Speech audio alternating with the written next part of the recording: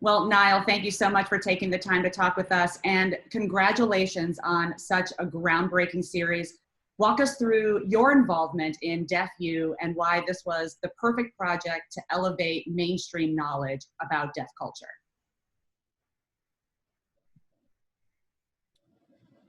Absolutely. Well, when I think back to the last 5 years and how my career has kind of developed, it's really centered around representation of the deaf community and kind of shouldering that burden, but with the knowledge that I don't represent every deaf individual out there on the spectrum of being deaf, right? Sure, I'm a part of a larger collective, but the demographics within the deaf community are incredibly fascinating, and I wanted to really spotlight that. Now, through that experience over the last 5 years, I've met a lot of hearing people, and I've seen their own mindset about the deaf community. They tend to assume that we're quite a bit of a monolith, if you will, right? And, you know, I've had a few kind of dismissive conversations where I've had to explain, you know, just how much of the diversity is within the community, and having to kind of explain that. What better way to show that than DeafU? No, that makes complete sense. As you said, the cast is a diverse group, and there's a lot of strong personalities here. So how were these students chosen out of everyone at Gallaudet?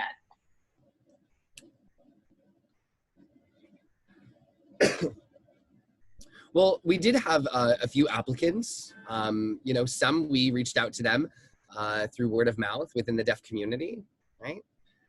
Often hearing people believe that there's 6 degrees of separation, but in the deaf community, as large as we are, there's in fact only 2. We're pretty tight knit. So once we picked the students who we felt were really a great role for this, we got in touch with a few of their friends and found a really, really great fit as the cast for the show. Of course, I wanted to see as much diversity as possible, which meant including differences in language fluency, the deaf experience, their deaf cultural knowledge. So we have, you know, a group of people who grew up in the deaf community, went to deaf schools, come from deaf families, which we would call capital D deaf. And then we also have a group of lowercase d deaf people who might have been latent deaf or late comers to the deaf community. And I wanted to make sure that we were really representing both sides of that coin. Sure, sure. And how closely did you work with the cast during production? We saw those photos of you commiserating a little bit on campus. It must have been great, but maybe a little surreal to return to your own alma mater? Very much so, very much so. The entire experience of watching the show, really, I can only say it was wow, wow. It really took me back to my days when I was a student on campus. You know, Gallaudet University is, you know, the only university out there for deaf people, and the experience is so different for everyone. You know, whether it's, you know, technology driven or culturally driven or, you know, the community. It's great. And how did your own experience navigating relationships and growing up not only as a deaf person, but as a Gallaudet alumni and student influence how you wanted this story to be told? You said that it needed a reality show. It did. You know, going back to my own college experience, you know, whether we were at a party off campus or going out to spring break or even, you know, within the confines of campus, often hearing people were very fascinated with our world, our culture, and our language. You know, it was very different from kind of what they knew. And, you know, during my time, I would meet so many deaf students who had a very different and contrasting experience to my own. But at the same time, it really paralleled, you know, my last 5 years working in the industry, right? I mean, there's so many deaf students all over the U.S. You know, some who might be latent deaf, some of them might be late comers to the culture, you know, and to see reactions, you know, from some of the cast that maybe they're not deaf enough or that they're not a part of the community enough, it was something that I really wanted to highlight. And my answer to that was really, there's no one right way to be deaf.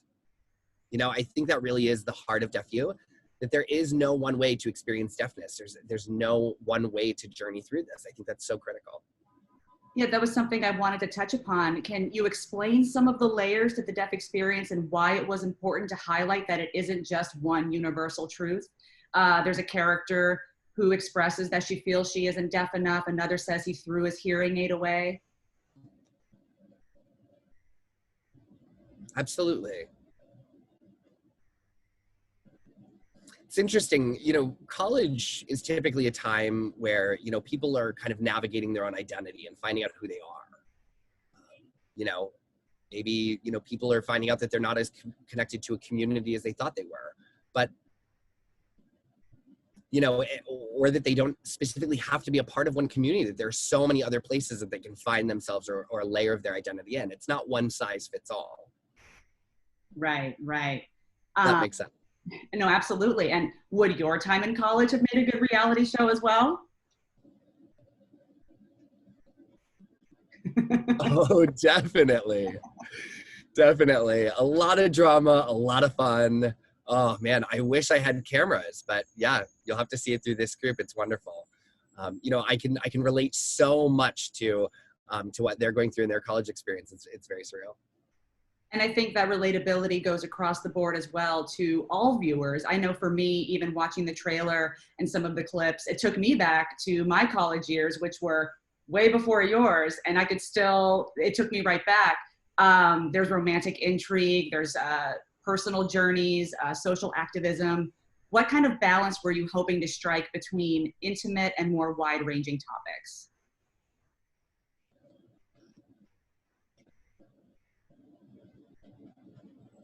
Really, my original goal was to not make this show a PSA, right? I didn't really want to be focusing on educating the audience so much. I wanted to really show what, their tight-knit friendships and their tight-knit relationships involved, whether that was, romantic relationships or, just a coming of age journey. It was really important for me that the audience could relate to our cast members. And, it was a goal of mine for hearing people to forget that the cast is actually deaf, right? And for that to be a byproduct of the show. I mean, of course, we do have a few bits interspersed through the show, that are really telling of the deaf experience and really helpful to the viewer. But I didn't want this show to come off as too preachy.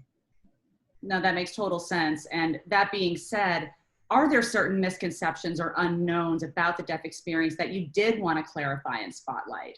There's a scene where a waiter places a water bottle between two people and she says that's not deaf friendly. That's something a lot of people don't understand. Definitely. One of the biggest parts was the water bottle. There's also the misconception.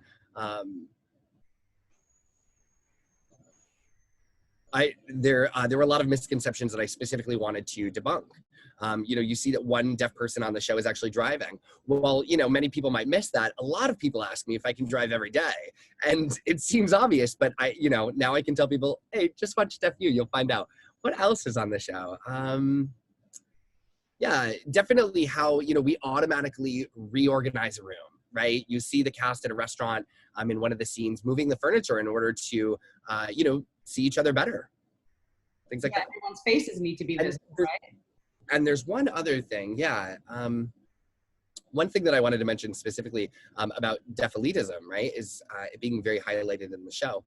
We focus on the capital D deaf students and their experience of what it means to be a deaf elite. We see their journey, right? And we see that within our own community.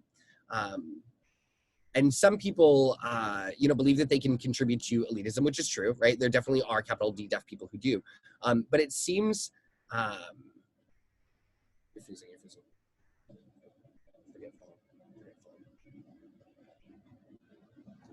They can often seem forgetful or, impatient with people who maybe are late to the community or late to learning sign, right? But we also have, a form of elitism in which, deaf people who can speak, who arrive on campus and are very oral, choose to use, spoken English on campus as opposed to using sign language, which is, slowly but surely, shrinking in many ways. So, that was something that I wanted to see discussed and brought up on the show as well.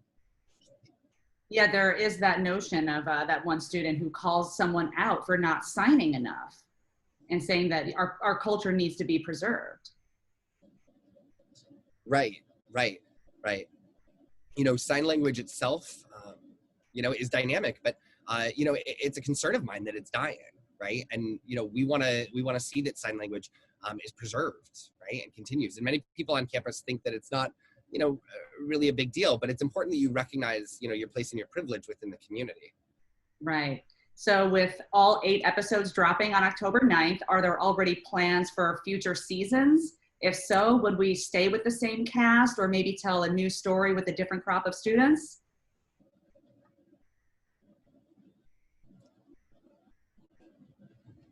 Well, I, of course, am hoping for season 2. We're looking very much forward to it. But as far as the cast, whether or not we would stay with the same group, that is going to have to remain a mystery for now. We will see. Makes sense. Well, what we've seen so far is incredible, and we can't wait to see how the story unfolds. But you have a lot of other things on your plate at the moment. Tell us what else is coming up for you and when fans can maybe see you in front of the camera again.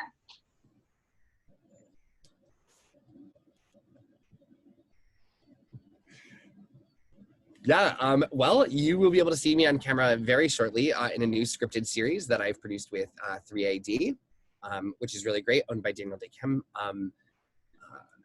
So it's partially inspired by my own true experience. So I'm leading in that show, and then I have another feature film coming out, specifically focusing on Deaf President Now, which was a protest that happened on Gallaudet in 1988, which was essentially the deaf community's civil rights movement.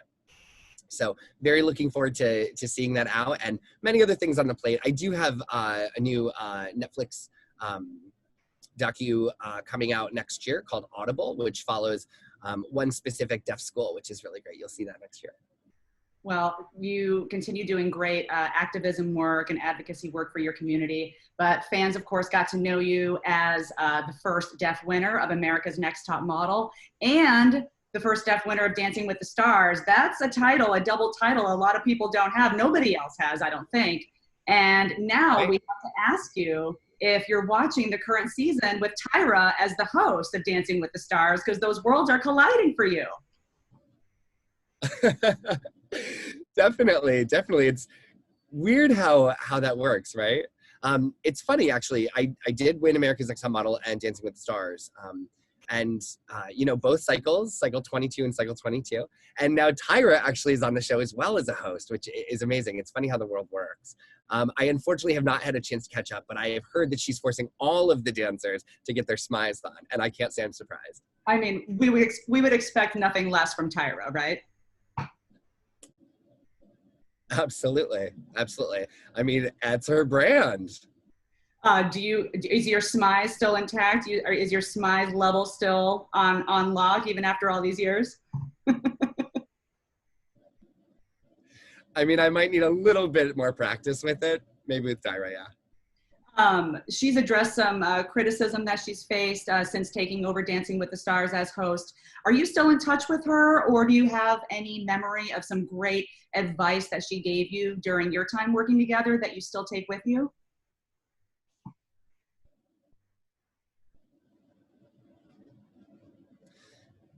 I would say that the best advice that Tyra ever gave me was in the beginning of America's Next Top Model. And she said, never take no for an answer. Now, obviously in the modeling industry, you know, we get a lot of no's. In the entertainment industry, we get a lot of no's, right? But it means that there's just a lot more doors that are gonna open in the long run. And honestly, that has been so incredibly, you know, critical to my career and my ability to, you know, sell myself and shows and to find success within the industry. No, definitely great advice. And Deaf You, dropping Friday, October 9th on Netflix. What else should viewers know that we haven't covered yet?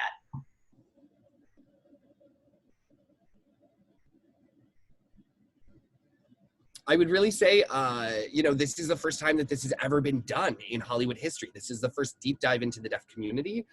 This is the first of its kind, and it's launching on Netflix, which is really incredible. I'm thrilled about it, and I can't tell you how much I love it.